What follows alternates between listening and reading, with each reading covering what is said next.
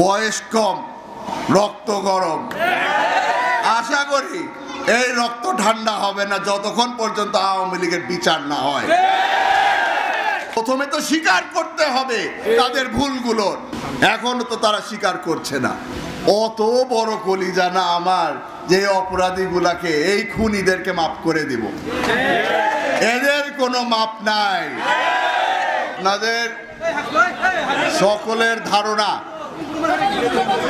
রাঙ্গুনিয়ায় যারা যারা আছে তাদের সকলের ধারণা আমি আজকে বেতাগীতে এসেছি বাংলাদেশ জাতীয়তাবাদী দলের পক্ষ থেকে ভোট চাইতে।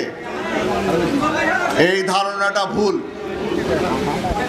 আজকে আমি এখানে উপস্থিত হয়েছি সালাউদ্দিন কাদের চৌধুরীর সন্তান হিসাবে। আজকে আপনাদের সামনে এসেছি সালাউদ্দিন কাদের চৌধুরীর ভোটের তালাশে। এইখানে যারা যারা আমার সামনে আছে সকল আমার বাবার ভাই, সকলেই ৩৩ বছর আমার বাবার সাথে রাজনীতি করেছে। আজকে এখানে এসেছি আপনাদেরকে সম্মান দেওয়ার জন্য। সকলে মনে করেছিল যে সালাউদ্দিন কাদের চৌধুরী বোধহয় এত ধনী মানুষ, সন্তানদের জন্য অনেক জমি জমাট সম্পত্তি রেখে গেছে। আজকে আপনাদেরকে বলে দিতে চাই, আমার বাবা আমার জন্য অনেক বড় সম্পত্তি রেখে গেছে, এই মানুষের ভালোবাসা। আপনাদের কাছে বারবার করে আসব, আপনাদের সহযোগিতা চাবো, আপনাদের দোয়া চাবো। আর যেই দিন দল কোনো সিদ্ধান্ত দিবে প্রথমেই আমি আপনাদেরকে এসে জানিয়ে দিব। তার আগ পর্যন্ত আল্লাহর ওয়াস্তে গুজবে কান দেবেন না।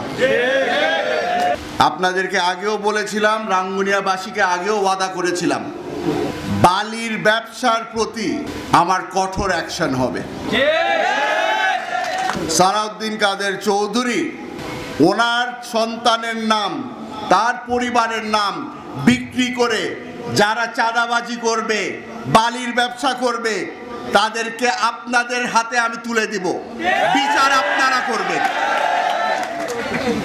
আমাদের রাঙ্গুনিয়ার মধ্যে তিনটাই সমস্যা: চাঁদাবাজি, বালুর ব্যবসা, মাদকের ব্যবসা। মাদকের ব্যবসা সমাজ ধ্বংস করছে, বালির ব্যবসা আমার গ্রাম ধ্বংস করছে, আর চাঁদাবাজি মানুষের ঈমান ধ্বংস করছে।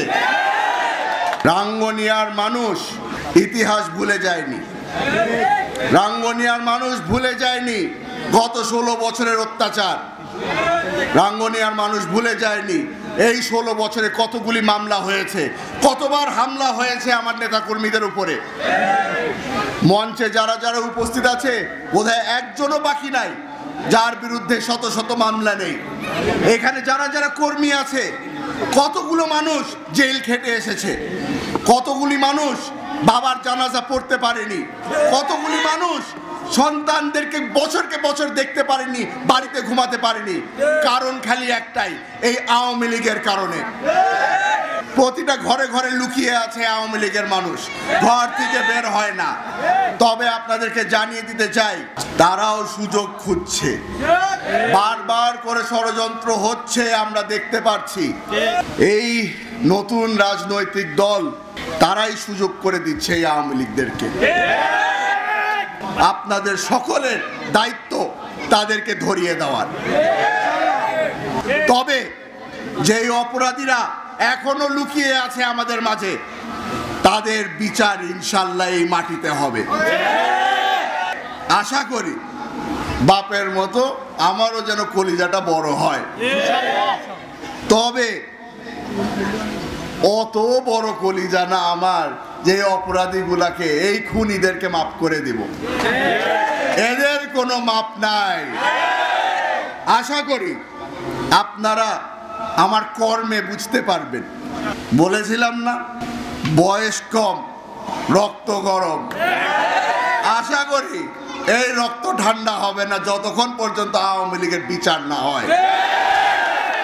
আওয়ামী লীগের বড় বড় বাঘা বাঘা নেতা হাত করা পরে মাথা নত করে কোর্টে যাচ্ছে। লজ্জায় চোখ উঠায় না। কেন?